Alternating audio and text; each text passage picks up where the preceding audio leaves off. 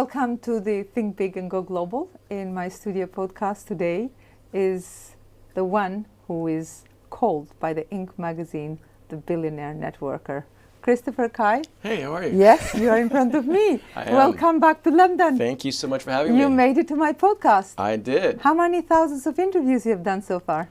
I've interviewed actually over 2,000 people, including Elon Musk. Exactly, that's why. Yeah. I was behind the scenes, I was saying, this guest is very nervous. This is your home. This is like so natural for you. So how did you become so confident on what you do? Today you speak on stages, global audience in front of thousands of people. You're a best-selling author, big podcaster. You network with billionaires. You have reached many dreams. But your beginnings were not that easy. No, like yours, we all have these stories as a kid. And when I was a 6-year-old kid at a school in Woodside, Queens, 4 miles east of Manhattan, my first memory, Mirela, was having my teacher telling me, Christopher, shut up.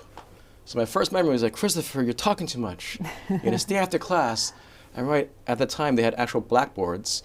And so they would punish me every day to say, I want to talk in class. Not knowing that this supposed punishment I had would be the springboard for my life, which is really to share my story. And once I do that, I decided to start coaching people because we all have a story, as you do. I saw some of your amazing guests here today. And imagine using that story, creating a business and inspiring the world, but also making a living and really living the core dreams where we really have a message. And I really believe your story is a gift to the world. But how the story can shape us, It's all about finding mentors and coaches and trainers. Yeah. Remember when I was 12 years old, though I was teased and bullied and punished in school, my Uncle Ding, he hired me at his insurance company. And mind you, I'm 12 years old, walking around his office in Manhattan. I'm like, this is so cool. And my uncle kept applauding me and praising me. And mind you, in school, I was being teased, I was being punished. But my uncle, who created his own company as an immigrant from Hong Kong, started inspiring me to say, you know what, my name actually in Chinese means is G. So as G, you should consider investing in stocks. So I was investing in stocks when I was 15. And so because of that mentorship, that trainer, it really transpired that that was the life I could be looking at his life. And from my 20s, I was at American Express, and I realized, okay, if I can work at that global company, I literally wrote a speech for the former vice chairman, Mirela, of the CFO and the former vice chairman of American Express. And I was like, wow, this man of this status read my speech verbatim. I also created these pitch decks for the company. And I didn't realize that business storytelling became the foundation for my whole business of speaking for companies like eBay and Amazon, but coaching entrepreneurs to really clarify the message so they can inspire the world. Because it's not just about the story, it's how you interpret the story and how you share the story. As you said, storytelling is an art.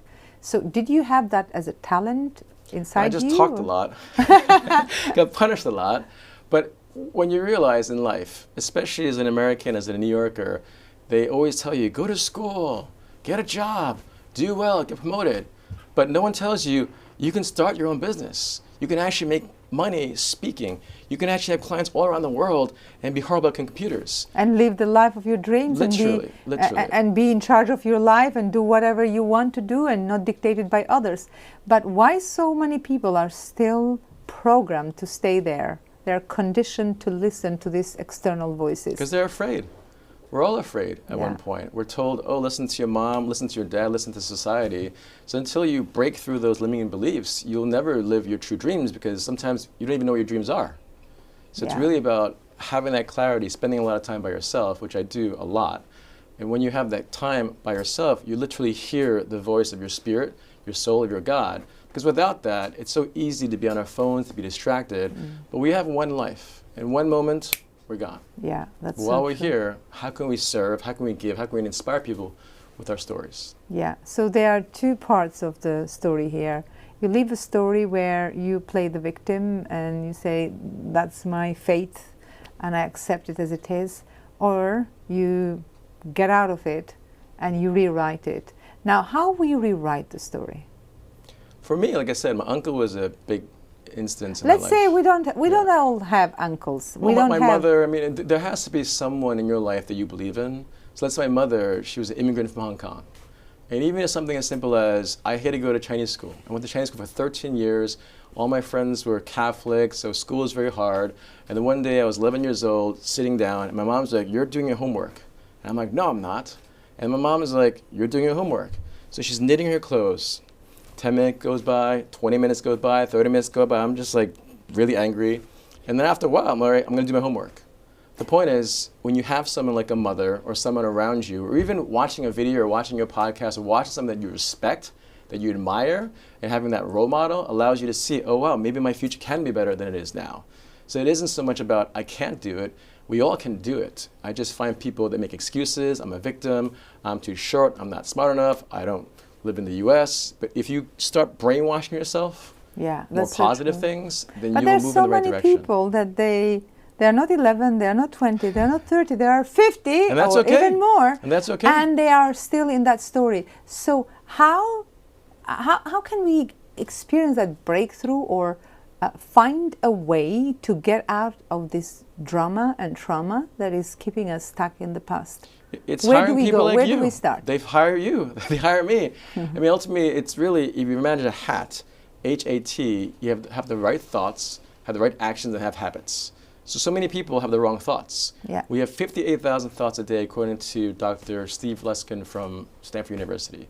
90% of those are repeat. So if every day you're telling yourself, I'm not good enough, I'm not smart enough, this is not going to work, I don't think those thoughts. Every single client I had in my life, I have 1,000% confidence I can help them. Why? I know my skill set. I can teach them how to connect. I can teach them how to build their credibility, which you do very well. And I can teach them how to communicate one-to-one or on stage. But it's those thoughts we have in our minds that if every single morning, oh my gosh, I woke up, I don't want to get out of bed.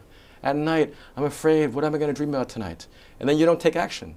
And then you watch videos, and literally there are motivation videos online, Mirela, with negative comments. This is a motivation video with negative comments. But once you have the positive thoughts, the positive actions, you have to take action. And from that, you have habits. And when you, to your credit, you built this beautiful, amazing network called the Global Women's Club, which I applaud you for, where there's so many people that need your help. And so when you have the support, no longer can you move forward and step back, because you'll have the support moving forward. And nature is the same way. There's a reason why geese fly in a V formation, because they literally support each other, they literally honk at each other, and there's science behind all this stuff. So how you do it is by looking at people like yourself, that I admire as well, but it's really the right thoughts, the right actions, and the right habits. Apart from your family members, your mom, you mentioned your uncle, let's say your childhood circle, who are the people who have really been role models for you or supported you in these challenges?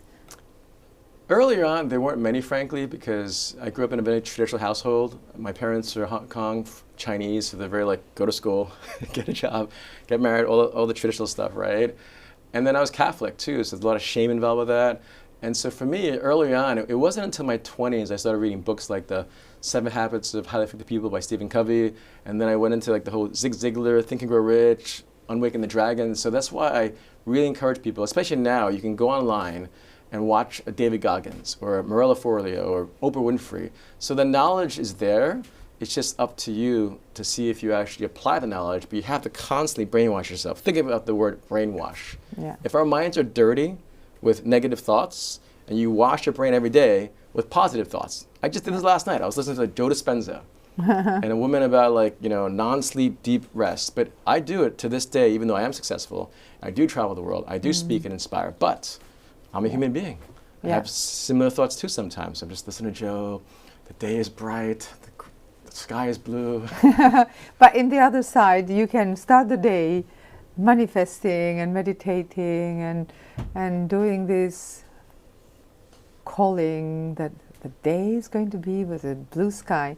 But then once you finished, you start worrying about paying your bills. Yeah, you start worrying about... It's all about taking action. Yeah, but it's so about it's taking about the right taking action. actions. The right action to the right goals. Because again, what are the characteristics of the action taker? So the reason why I love Billionaires so much is because not the money, it's the mindset. So for instance, Jeff Bezos talks about what he calls high quality decisions.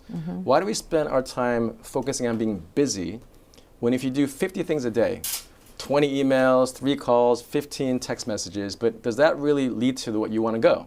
So let's say I'm organizing a speech. I'm giving a speech in front of 4,000 people in a few weeks. My main goal is who's the audience, how do I understand them, what's my understanding of the audience? It's actually in Mexico, right? So it's like mi gente, I can speak some Spanish. What I'm just saying is, it's understanding what is your goal in life, who are your clients, and when people ask me, how do you speak well? It's about listening well. By the way, how did you learn to be a world-class speaker? Because you are, if I would say the one top percent of the speakers in the world, I would see you there. So how did you become? 0.001% actually. Well, yes, we can correct it's that. like all things. Like, how does Michael Jordan become the best basketball player? How does Kobe Bryant? And when you look at interviews, let's say of Kobe Bryant, or let's say Michael Jordan, literally Tim Grover, who I met before, I shared the stage with him. He was Michael Jordan's fitness trainer. And he would say they would watch the videos at the time, and if Michael Jordan would dribble the ball in one game 400 times with the left arm, but only 20 times with the right arm, the conditioning for the right arm and left arm is different. It's very specific. Kobe Bryant, same thing. He would literally read the referee manual and find out exactly where did the referee stand on the court. And depending on where he stood, he would go somewhere else where he can kind of cheat the game. Every single person of mastery understands the precision of any specific thing they do. So when you say how and why, I've been doing this for 20 plus years. I've literally shared the stage with Elon Musk, Bill Clinton, President Trump, and it's really about understanding, are you really good or you say you're good? But if I've done it nonprofit, for the government, for building out companies, for kids, for your audience, it's about knowing with clarity, having the humility to know what you don't know, and having the determination to know what you want to know. And if you believe your life is for service, which I believe my mother raised me right, then I know she'd be very proud that she knows that her youngest son is doing what hopefully she taught me to do, which is to serve people with kindness, love, and intention. Wow, thank you so much, Christopher Kai. It was absolute great pleasure to have you in my podcast, because I know you live in Miami, you live around the world, you live in the aeroplane, but I'm so glad that you happened to be in London and we got this testimony from you. Thank you. Thank you so much. Thank you.